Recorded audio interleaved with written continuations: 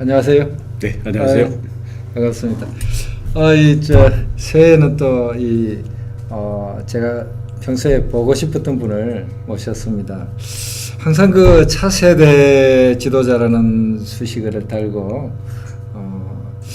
2000년에 정계 입문하셨죠? 네. 네, 2000년 정계 입문 이후 지금까지 많은 분들의 기대를 한 몸에 받고 있는 이 원희룡 전 의원을 모셨습니다. 어떻습니까? 승승장구한 정치 경력이라고 볼 수도 있겠는데요. 지금은 어떻게 근황이 어떠신지? 예, 재작년이 됐네요, 벌써. 네. 19대 총선 불출마를 해서 네네. 외국도 좀 다녀왔고요. 예. 이제 휴식 겸 재충전의 시간을 갖고 있습니다. 아, 그렇죠. 그러니까 네. 삼선 의원으로서 12년 동안 국회의원 생활을 하시다가 지금 이제 전직 의원 생활을 지금 한 1년 남짓 하고 계신 거네요. 글쎄요, 요즘 호칭을 뭘로 붙일까 해서 백수협회 회원이라 하기도 그렇고, 그래서 공식적인 자리에서는 이제 전 국회의원이라고 하니까 전자가 붙어서 다니니까 좀 생소하긴 해요. 예. 네. 좀 뭔가 그렇게 분주하게 정치권 바쁜 생활을 하시다가 요즘 조금 그나마 한가하실 것 같은데요. 어떻게 좀 이상하시지는 않으십니까? 아유, 백수가 과로사 한다고 그러잖아요. 네. 이제 일이 없으면 자꾸 일을 만들죠. 예. 근데 아무래도 이제 현직 의원 생활할 때는 네. 의무적으로 뭐랄까 의무 방어제를 해야 되는 그런 일들이 많거든요. 네. 이제 그런 일에서는 자유로우니까 네. 마음에는 여유가 좀 있고요. 네. 그러다 보니까 이제 좀 머물러서 네. 좀 느끼고 좀 생각하고 또 사람하고도 특별한 목적 없이 만나서 네. 그냥 시간 보내면서 이것저것 옛날 같으면은 돌아보지 않던 네. 그런 이야기들까지 나누게 되면서 내가 그걸 모르고 왔었구나. 네. 이런 걸 새삼스럽게 느끼는 경우가 어떻습니까? 정치판도 있어요. 좀 멀리서 보면 조금 더 잘 보이는 그런 면도 있을 것 같은데. 예, 잘 보이는데 네. 생각보다 훨씬 상태가 안 좋은 것 같고요. 또 그 안에서 하나하나 고쳐나가는 게 얼마나 어려운 줄 아니까 네. 또 함부로 욕하기도 그렇고 좀 네. 그래요. 그렇습니다. 지역구가 양천이죠. 양천. 예. 양천. 제가 강서와 양천을 합쳐서 양천갑인데요. 어디 정치인이 그 지역구를 버린다는 게 이게 참 어려운 일 같은데요. 지역구를 과감하게 이렇게 양보하시고 지금은 그 국회의원이 누구십니까? 새누리당 국회의원이십니까?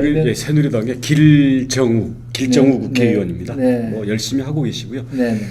이제 얼마나 많은 사람들이 진짜 평생의 목표로 국회의원 한번 해보기 위해서 네, 그렇죠. 목숨 걸고 수단 방법 안 가리지 않습니까? 네. 그런 면에서는 지역구를 스스로 버린다 그랬을 때 참 그게 무모하지 않냐라는 분들도 있었고 네. 야, 자신감이 그렇게 세냐 이런 분들도 계셨습니다. 근데 저는 뭐랄까요, 그 소년급제, 그러니까 너무 젊은 나이에 속된 말로 일찍 출세를 하면 자꾸 그 세계만을 바라보고 가다 보면은 뿌리를 너무 허술하게 갈 수가 있다. 그런 거를 제 스스로가 절실히 느끼고 있습니다. 그래서 이제 지역구 선수를 쌓는다고 해서 물론 출세의 길은 갈 수 있을지 모르겠지만 도대체 왜 정치를 하고 인생을 왜 사냐 이런 문제에 대해서 충실한 답이 돌아오지 않기 때문에 불확실하긴 하지만 어둠 속으로 걸어 들어가야 거기에서 답이 나오든지. 그 말씀을 듣고 보니까 그럼 이제 지역구에 대한 미련은 다 버리신 걸로. 제가 자진해서 뭐랄까 물려줬다는 말은 건방진 말이고요. 예, 걸어 나왔으니까요. 그래요. 네. 그 불출마를 이제 혹시 후회하신 적은 없으십니까? 후회할 일이면 하지 않았겠죠. 후회라는 것보다는 이제 보장된 것을 버렸으니까 대신 이제 미래에 제가 만들어가야 될 길은 불확실하잖아요. 그 불확실성을 매일매일 맞닥뜨려야 된다는 게 사실 좀 버거롭죠. 우리 시청자분들께서 기억을 다 하시겠지만 2011년 당시에 그 당대표 선거에 출마하시면서 자기 총선에 부출마하겠다 선언을 하시고 그거를 실천에 옮기셨습니다. 그래서 이제 총선에 불출마를 하고 그동안에 이 공부하시느라고 또 중국도 가시고 미국은 미국은 뭐 중간에 회의 때문에 갔다고 유럽에 한 6개월, 네. 중국에 6개월 그렇게 그렇게 공부를 하셨어요. 대강 한 1년 네. 정도. 예. 그래서 어떤 공부를 주로 하시고 또 그쪽 사람들, 특히 중국 사람들은 이제 우리나라 통일 문제와 관련해서 굉장히 지금 많은 대화가 필요한 상대라고 볼 수 있겠는데 어떻게 이 대화가 잘 통하던가요?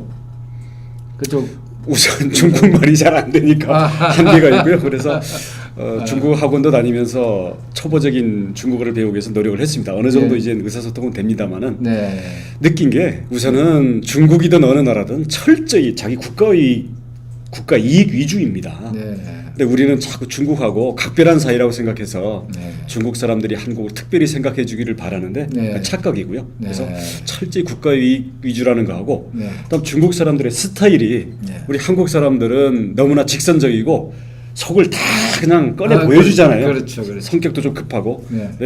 중국 사람들은 만만디에다가 이제 겉과 속이 뭐 꼭 나쁜 의미에서 다른 게 아니라 함부로 드러내지 않습니다. 그리고 오랜 시간을 두고 자기 이익과 상대방 이익을 서서히 맞춰 나가는 그런 스타일이기 때문에 그 스타일을 잘 모르고 다가가다가는 제풀에 자기가 지치고 자기가 답답해서 속 다 꺼내주고 그냥 올인했다가 다 털리고 나올 가능성이 있는 거죠. 그런 의미에서 중국 사람들이 좋다 나쁘다를 떠나가지고 어차피 상대방을 보면서 거기에 최적화된 현명한 대응을 해야 되잖아요. 그래서 우리나라 사람들이 지금 걱정하는 것은 중국이 과연 이 한국의 통일을 지지해 줄 건가, 도와줄 건가 이런 걸 굉장히 걱정을 하고 있는데요. 뭐 간단합니다. 중국에 도움이 되는 통일이면은 쌍수 들고 환영이고요. 중국의 중국의 불리한 통일, 예를 들어서 주한미군이 압록강에 가 있다든지, 뭐 그다음 한국이 중국에 대해서 사사건건 서로 경쟁 또는 적대 관계에 있다고 한다면은 통일을 왜 환영하겠습니까? 그렇죠. 지금의 북한을 중간에 그 방파제로 삼아서 자신들의 안정을 유지하는 게 중국에게 더 유리할 수도 있겠죠. 그래서 어느 방향의 통일이냐, 그리고 그런 점에서 중국 사람들이 갖고 있는 자기의 국익, 또 특히 미국과의 동맹 관계에서 나오는 중국의 경계와 의심, 이걸 어떻게 안심을 시킬 건가? 그렇죠. 이런 점이 아마 큰 과제입니다. 결국 이제 중국 사람들이 꼭 뭐 어떤 고정적인 태도를 갖고 있다기보다도 우리가 어떻게 하느냐에 따라서 달라질 수 있다. 그렇죠. 이렇게 볼 수 있겠네요. 자, 그럼 지금 이야기 조금 우리 국내 문제로 들어왔어요. 우리나라에 지금 이 빈부 격차 또 사회 양극화가 점차 심해지고 있는데요. 또 이것을 직접 느끼는 것은 청년들입니다. 젊은 청년들이 이제 정말 어떤 계급 사회의 이런 문제를 피부로 느끼고 있는데요. 어떻습니까? 이런 문제에 대해서 이제 우리 원 의원님이나 저나 이런 우리 세대만 하더라도 조금 뭐랄까요? 그 당시에는 뭐 물론 그 당시에도 빈부격차도 있고 다 했지만 그래도 뭔가 노력을 하면 또 기회가 열리기도 하고 이랬는데 지금 그런 것들이 점차 이 문이 좁아지고 있는데 어떻습니까? 지금 여기에 대해서 정치인으로서 고민. 글쎄 저희 세대가 살아왔던 60년대 70년대의 경제 성장은 빈부격차와 성장의 그늘이 있긴 했지만 그래도 일자리가 늘어나고 사업 기회가 늘어나고 전체적으로 중산층이 확대되는 과정이었거든요. 근데 그게 97년 IMF 이후에 고용 없는 성장 그리고 대기업에서도 삼성이나 현대 같은 그 글로벌 초일류 기업과 나머지 기업들과의 격차가 점점 커지고 쏠리는 거죠. 그렇죠. 그다음 초고속 경제 성장의 그 틀내에 진입하지 못한 젊은 세대와 여기에서 밀려난 중산층 이하의 빈곤층들에게는 사실은 새로운 성장의 사다리가 없는 기회의 사다리가 없는 이게 지금 계속되고 있는 거죠. 거기에다가 김대중 노무현 정권 때는 나름대로 분배 정책, 공정한 어떤 이 경제 기회를 확대하기 위한 정책을 썼지만 준비 부족 또는 역부족이었던 이런 면에서 계속 근본적으로 이 문제를 해결해 주지 못했습니다. 그래서 큰 틀에서 봐서는 경제 민주화와 복지 국가라는 그 큰 화두 내에 답이 있을 거고요. 구체적으로 들어가서는 이제 어차피 일자리는 큰 틀은 기업에서 나오는 거거든요. 그래서 어떻게 중소기업의 성장 기회를 늘릴 거냐. 그리고 이 내수산업과 현재의 한계선상에 있는 자영업자들을 어떻게 협업화하고 하다못해 권리금 문제, 그다음 연대보증 때문에 집안이 전부 신용불량이 되는 이런 문제, 이런 데서 일단 사회 안전망을 만들어줄 건가, 이런 부분들이 우선적으로 좀 보강이 돼야 되겠고요. 그 다음에는 어차피 지금 대기업 노조와 중소기업 이런 격차에서 보듯이 일단 노동시장의 구조개혁, 말하자면 일자리 나누기, 그다음 비정규직의 정규직화, 그리고 실업 어떤 그 고용의 유연성이 왔을 때 실업보험이라든지 재취업의 기회라든지 이런 뭐랄까 그 사회 안전망 이런 것들이 좀 강화가 돼야 되죠. 그리고 또 한 가지는 이제 젊은이들 보고 창업하라 또는 협동조합, 사회적 기업 얘기를 하는데 이런 점이 어떻게 보면 이 당위로는 너희들이 열심히 일해서 이걸 해야 된다라고 하면서도 막상 그 사업의 실패에 대한 재도전의 기회라든지 어떤 이 집주인, 그러니까 건물주들의 횡포라든지 아니면 갑과 을의 어떤 이 눈물 관계에서 갑의 횡포에 대한 안전판이라든지 이런 부분들이 너무 약하기 때문에 이런 부분을 어떻게 정부와 사회적으로 이것을 좀 두텁게 보강을 해줄 건가, 이런 부분을 먼저 하면서 도전해라라고 얘기를 해야지 지금 이 상태에서 그냥 도전하라는 것은 건물주 또는 갑과 을의 관계에서 갑의 먹이를 던져주는 것밖에 안 되거든요. 그런 점에서는 저는 그 진보다 보수다를 떠나가지고 보수의 입장에서는 체제의 어떤 안정과 번영을 유지하기 위해서 어떤 사회 안전망을 강화를 해줘야 되고요. 진보의 입장에서는 막연한 복지국가와 어떤 이 경제 민주화가 아니라 아주 구체적인 그리고 효율적인 경영 방법을 제시를 해야 된다는 점에서 저는 진보 보수 양진영이 모두 아주 심각한 과제를 갖고 있다고 생각을 하고요. 그런 점에서는 국민과 특히 젊은 세대들만 불쌍한 거죠. 그 요즘 뭐 어떻게 청년들은 자주 만나십니까? 만나죠. 뭐 닥치는 대로 만나는데 요즘 보면은 뭐 구체적인 대안을 바라는 그 부분은 워낙 실망을 많이 했기 때문에 어떤 힐링이랄까 들어주고 격려해주고 위로해주는 이런 정도에 대해서도 갈증을 갖고 있는 이런 점에서 참 안타깝게 생각을 합니다. 그렇습니다. 이제 대한민국의 미래인 청년들이 이제 좀 더 그 희망을 가지고 용기를 가지고 이렇게 갈 수 있도록 우리 세대가 이제 도와주고 또 그런 여건을 만들고 해야 되겠는데요. 정치인으로서 이제 그런 문제에 대해서 제일 많은 관심을 가지신 분으로 모두가 알고 있는 우리 원희룡 의원의 앞으로의 이 활약을 기대를 가지고 지켜보겠습니다. 이제 조금 아픈 상처를 조금 한번 건드려보고 싶은데요. 근데 이 패배를 경험하지 못한 분께서 패배를 한번 경험하셨죠? 아니 물론 당내 선거는 도전할 때마다 패배했죠. 그렇습니까? 한 번이 아니었군요. 그렇군요. 아니 물론 2007년 이제 대선 후보 경선 같은 경우는 또 뭐 꼭 패배가 아니었죠.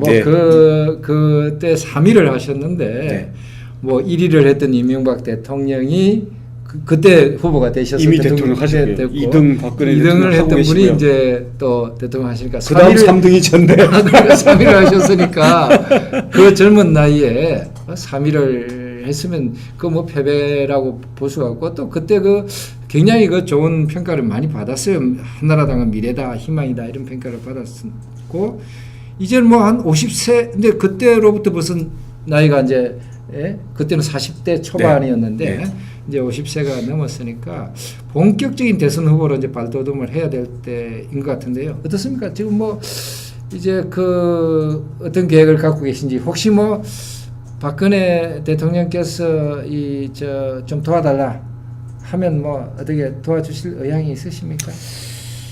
뭐 박근혜 대통령이나 누구다를 떠나가지고 국가에서 필요로 한다면 일단 자기가 어떤 역할로 기여를 할 수 있을지를 먼저 생각하는 게 순서라고 생각합니다. 네네. 그런데 이제 우리 박근혜 대통령께서 워낙 자기 정치를 하는 정치인을 좀 싫어하시는 것 같아요.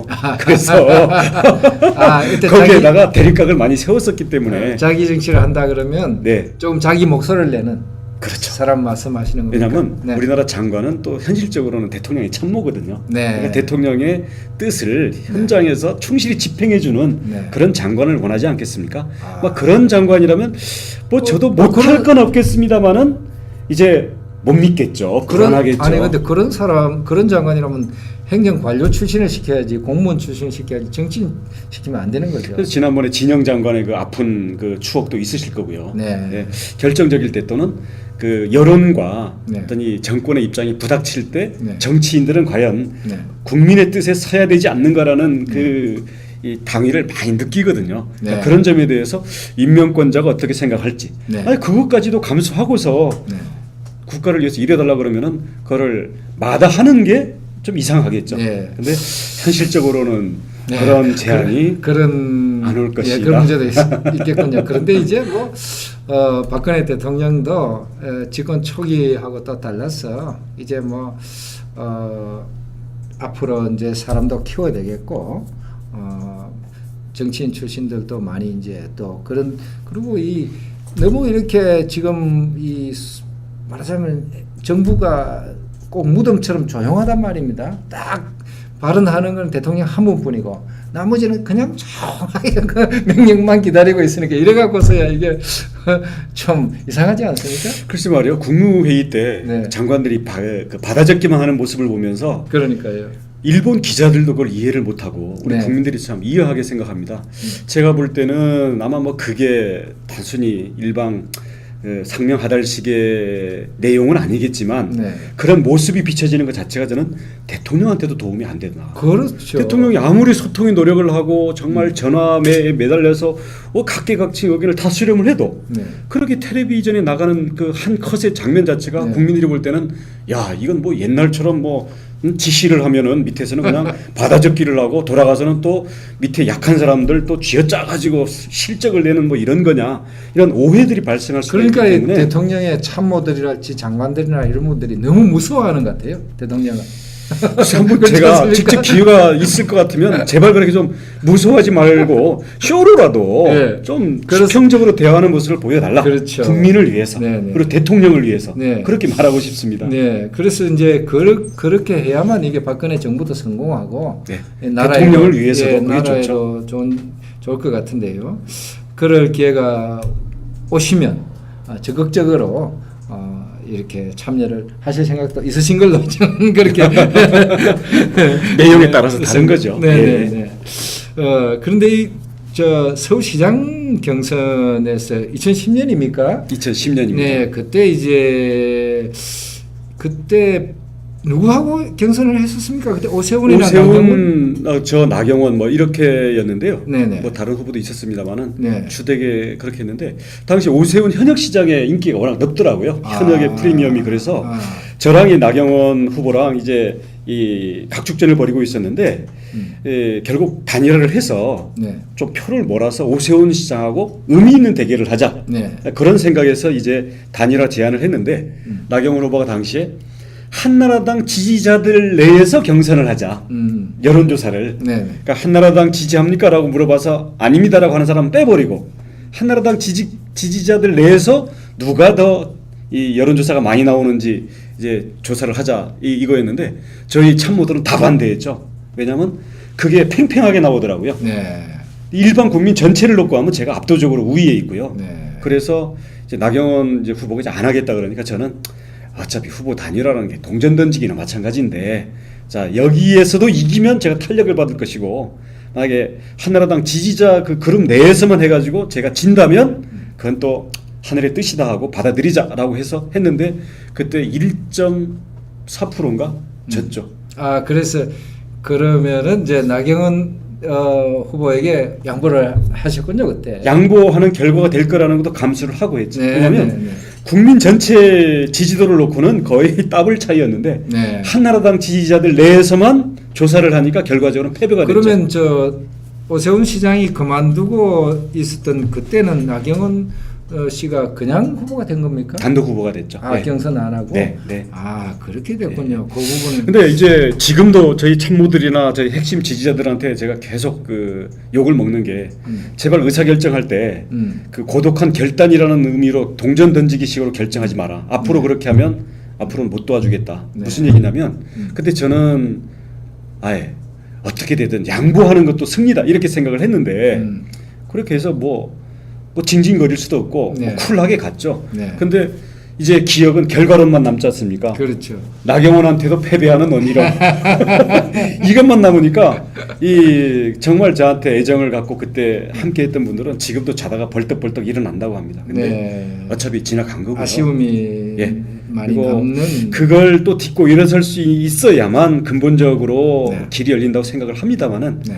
아무튼 그때 어떤 정치적인 고비에서 이 승부의 고비에서 결정하는 부분들에 대해서는 네. 아무튼 신중해야 되겠구나라는 네. 값비싼 수업료를 낸 셈이죠.